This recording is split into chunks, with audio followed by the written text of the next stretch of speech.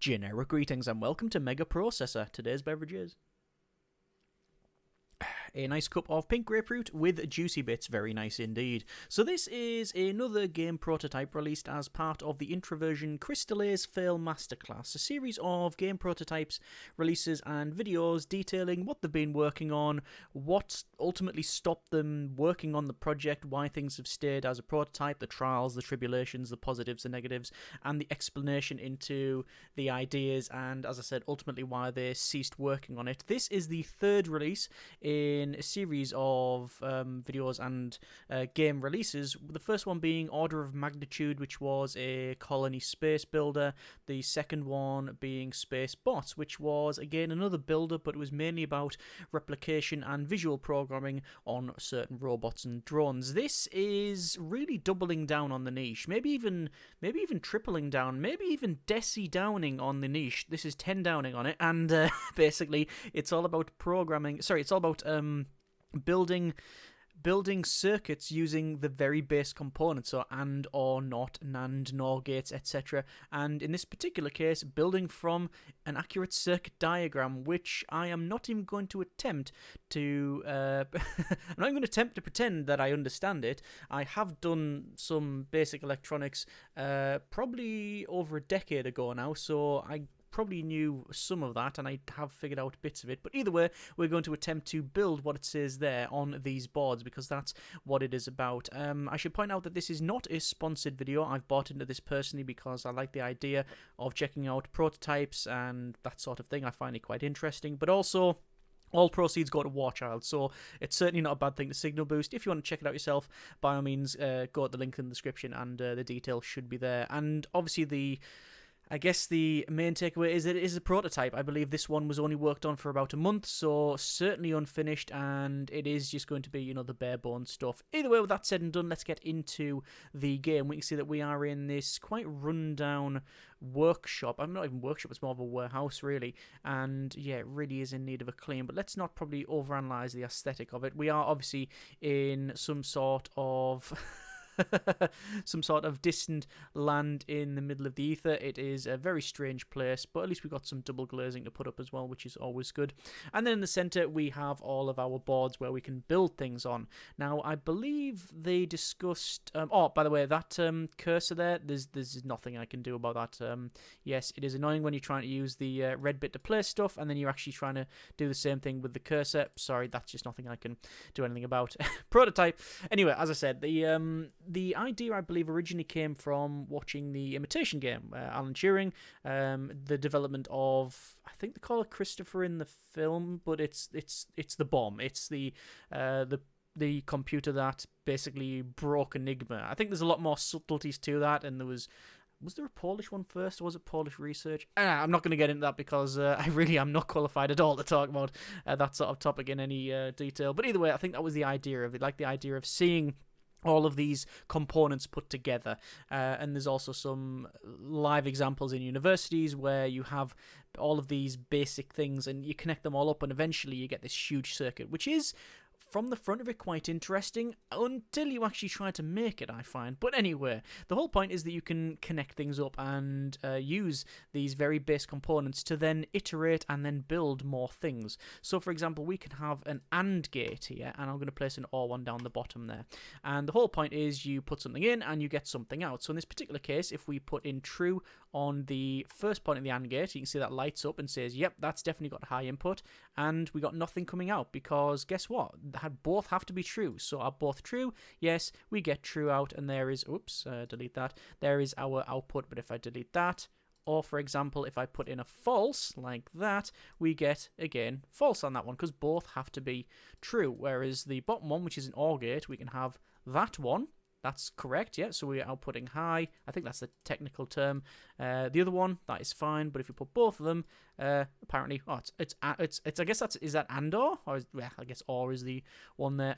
So we've got ORs, we've got NOT, so that is basically, it will flip it, so it inverts it. So we've got low coming in, high coming out, flip it over, true, there you go. I assume if you put false in, nothing happens, no. But then we've also got clocks. So every second that will switch from to basically on or off, and then we can see that is sort of flipping there. I think the idea was that you would start off with literally building that, and then as you progress through the game, you'll build more and more and more. And this circuit here that it's asking us to make is simply... I think that would be middle, sort of halfway through the game, I think they mentioned. So you build it halfway through the game. The immediate issue is that what sort of game is this? Like, it's not a puzzle game because we are given the solution. So it is a case of, here's a manual and that's what these all mean, build it. So that wouldn't be, I guess, delivered as part of the puzzle. It would be use your knowledge previously gained from other levels and build it. So, I know I would personally struggle with that, but let's see if I can make something a bit more complicated. So, like I say, you can put all these stuff together. So I can put like an and there and an or there, and actually let's put a not there as well, and put another and there. So we can say true for the or, we can say true for the and. We're going to put the clock on there, so that's going to tick, and then if we put that on there, you can see basically we're getting the output there. And hang on, remove that one, put on the not, and I don't know if any of this actually is making sense, but yeah, what we're doing is we're comparing the or. I mean, to be fair, you can put false in it as well, and we'll still get the same thing. No, actually, it does actually turn the light red when there's so it's not lit at all when there's nothing connected, but you connect something up to it, and there it says, yeah, it is false. So that is always going to be true because it's an or. That one, the top result is always going to be true. Bottom one will switch between it, and then you come to the and, which is obviously going to, well, that down again, that's always going to be correct. Top one flipping, and then we not it, and then yeah, come out there. What does that achieve? Well, nothing. That is absolutely nothing. It does nothing. It's probably not even that interesting to look at, but the point is that you can build it. But what sort of useful things can you make? Well, in this particular case, the objective is to build a circuit to count from 0 to 255. So we have step 1, it says D flip-flop build from NANDs, and then the second one is binary counter built from DFF. So the thing is, I should have really deleted all of that, but I'm going to place it back down roughly. Can't remember exactly how I build it, but whatever. So we're building all of these like so. And there we are. Actually, that should be back in an and. There we go. Then not. You can place it anywhere on this board, doesn't really matter. Like that. And there you go. And you can even like sort of connect up them like that and really get have things confused. But we've built this. But if we look over here, and this is why I do think it's quite smart, there's our circuit. That is a miniature version of what's on this board. Aha, okay. That now I think I get the whole miniaturization thing. This is a very basic, well, nothing, but you have a basic circuit here. You then have a miniaturized version there, which you can do the same thing. You can start connect more of these up, do whatever, wire them up however you want, any which way you want. This is meaning nothing here. There you go, that's connected up to itself. Double connections there. But come over to this board, and once again we have even more of these circuits. So on each on this circuit, this chip here, we have 1, 2, 3, 4, 5 of these, and each one of these is one of those. So immediately you can get into this sort of compounding building thing where you can make something that would be quite a lot more complex, or more numerous, I guess, out of something very simple by just building all of that. Okay, so let's make a very, very rough attempt at that. So, I have watched the video. I tried to remember my 10-plus-year-old electronics course, and I've forgotten both. So I'm just going to try and follow that as best I can. So that is 8 NANDs. So let's just place 8 of those here. So 1, 2, 3, 4, 5, 6, 7, 8. I would like the board to be longer because then I could build it in that order. But what I'm going to do, them 2 gates there, I don't know if I can actually, it's in the middle, but those 2 gates there are going to be those 2. Those next 2 in line are going to be, whoa, those. Can you jump? Oh, you can jump. Are going to be those. These ones, the third one along is going to be that one. And then finally the fourth is that one. Okay, so that's what we have to do. So let's start with the inputs for the first two chips. So we have CLK, that's surely going to be clock, and that's going into the bottom of both of those. So we're going to take clock, and we'll put it to input 2 because we can, and then it's going to go at bottom, and then bottom. Is that what that says? I believe so. And the top says just D. So is that just a true signal? Let's just place it in there. Alright, that seems to be fairly alright. The output of the first one goes into the top of the next one. So that's the output of that going into that one. And it also seems to go down into the input of the bottom left one there. Yep, that is true, which I don't believe is what's actually shown in the video, but you know, that's I'm just following this as best I can. If I'm messing this up, by all means feel free to call me out on it. It would be nice to learn what's gone wrong here. Anyway, and then this is quite strange because it's the it's the output of that into that. Is that correct? Yes. And then basically they switch over. So the output of this one goes to there, and the output of this one goes to there. Is that correct? I think so. Okay. So then the output of the middle one goes to the input of the third one on the top. So it would be that to that. Yes. And, oh, hang on. What's that? What is that symbol? I think that's a flip. So a not. So I need one of those, which is connected up to clock. So clock, and then into the third chip there. Yes, I think. And also the third chip there. Top and then bottom. Top and then bottom. See, it's when we got a lot of wires, it's starting to get a bit complex. Right. What else do we have? So it's the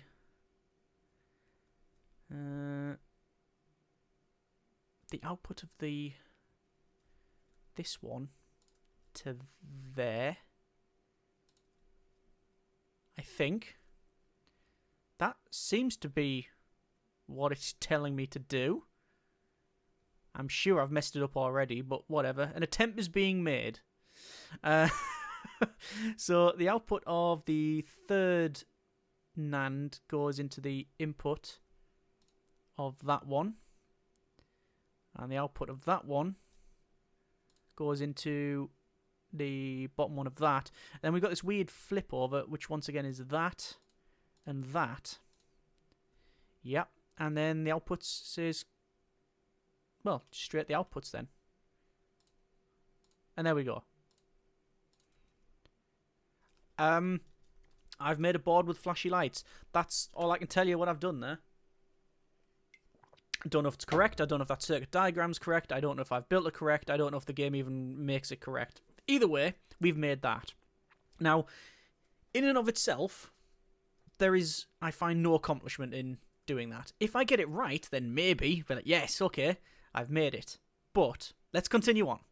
Binary counter built from DFF. 4 of them. All right. Once again, we have this, which is miniaturized. 1, 2, 3, 4.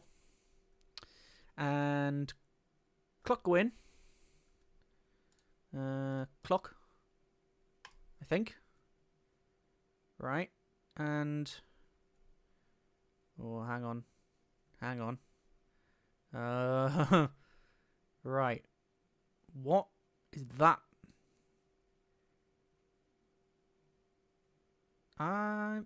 Is that telling me this?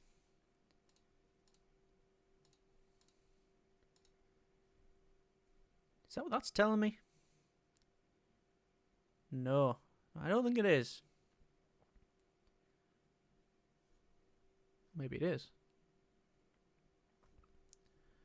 And then that. That can't be right.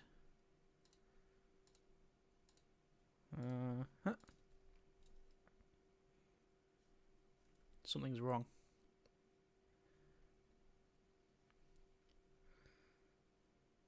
So I don't know what those top bits mean. Knowledge failing. So Was that supposed to... Huh. Research required. Okay, research has been concluded, and what I mean by research is copy what is on the video that they released, and I was just missing these connections here, which, to be fair, is exactly what it's saying there, but yeah, whatever. Okay, so we now have these outputs, and I can already tell it's wrong because it's not... the blinky blinky is not blinky blinkying like I seen it on their video, which is interesting. But let's see. Let's place this thing in here. We will wire it up and see what outputs we are getting. This is in binary, I should point out. So you would have 1, 2, 4, 8. So if you wanted to make 3, it's 1 and 2. If you want to make 5, 1 and 4. If you want to make 9, you guessed 8 and 1, etc. But let's just wire these up, and that says 1 and 0. Cool. That makes perfect sense because we've only wired one up. But I can already tell that this is going to go to say 8 and then something else. Just looking at it, 7 and 15. Is it going to be? Yeah, it's going to be 8 and 15. 7 and 15. No, it flicks to 8 there, and yeah, that's broke. Yep, can confirm that doesn't work. However, I noticed that on my diagram, that says the output of the first goes into that one, which is, I think, what I've done there. But on their video, they have a NOT in here, and then connect up that, and then that. That's how it's wired up, I think. In that. That has not particularly changed the result. It now says 7, then flicks to 8, then to 15. But they also don't have any of the clocks going in, because this is now, I guess, a circuit that is self-cycling and storing. It's now memory. But maybe because I've initiated it wrong, maybe it will never work. I would have to actually clear this somehow. Is there a way to clear it? I really have no idea.